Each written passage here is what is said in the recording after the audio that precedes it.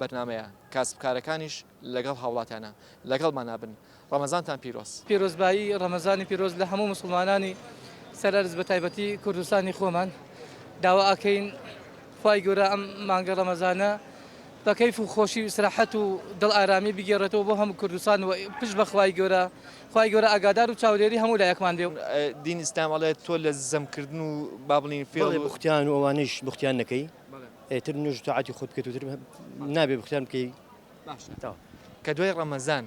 ئایا ئینسان بۆچی دوای ڕەمەزانەوە ئەم شتە لە خۆی حرام ناکاتەوە لە دوای ڕەمەزانەوە دەست پێ ئەکاتەوە بە بوختان و بە کۆمەڵە شتی والله هەیەوتر ئەکەوتە سەر ئەو شخصە خۆی تکە تۆ هین تەعادی نوێژ خۆکەت بە لەسەر ئەو نەلا بچی لەسەر ئەو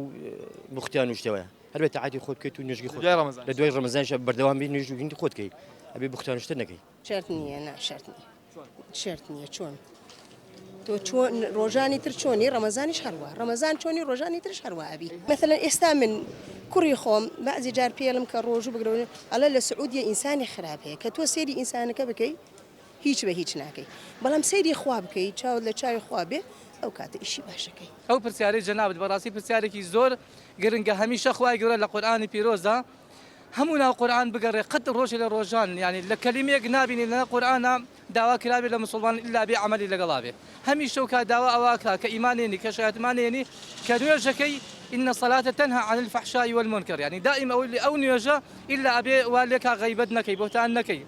فاسد نبي اشتغال نفروشي أبي أقال لا خدمة كسكر ودراسة ودوست وأحبابي خود بيه يعني قد روج إلى روجان قد روج إلى روجان تو نايبيني أم قرآن لا أول كلمة تاكو آخر كلمة إلا اشتكي تابي عمل اللي قال النبي. نا شرنية ولا رمضان بس ونيا دور كويتو ولا وشتانا لا درو لا في الله بختان لا هموش تيجي تروك خوابينا خوش به نا شرنية لرمضان بردوام بيد مو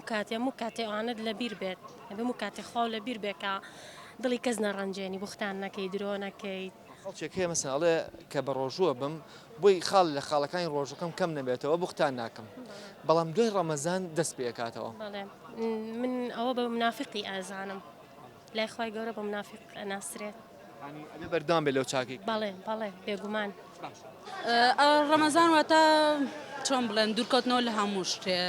وازێنان لە هەموو خراپەکاریەک بەڵام لەگەڵ ڕێزما بۆ هەنێ لە دوکانارەکان سەعرەخەنە سەر شتەکانیان بەڵام هەمووشی درۆیە هەمووی وەکو خۆیەتی واتە گران نابێت بەڵام ئەوان لە ڕەمەزانە و کاراکەن ئەچی دەبێ وابی بەڵام هەمووی وان نییە بەڵام وەکو خۆشم شخصی خۆم ناتوانم ئەوە بکەم